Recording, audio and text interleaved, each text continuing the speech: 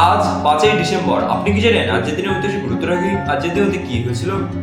আজকের দিনে 1969 খ্রিস্টাব্দে বঙ্গবন্ধু শেখ মুজিবুর রহমান পূর্ব পাকিস্তানের নাম পাল্টে বাংলাদেশ রাখেন।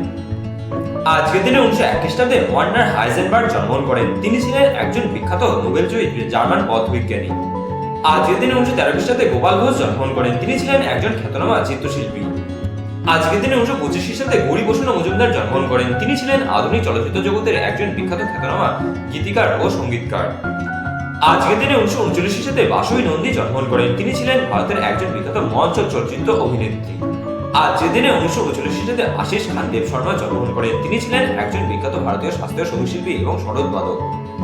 আজকের দিনে 1940 খ্রিস্টাব্দে ওস্তাদ গুলাম আলী জন্মগ্রহণ করেন। তিনি হলেন ভারতের একজন বিখ্যাত পাতিয়ালা ঘরানার গজল শিল্পী।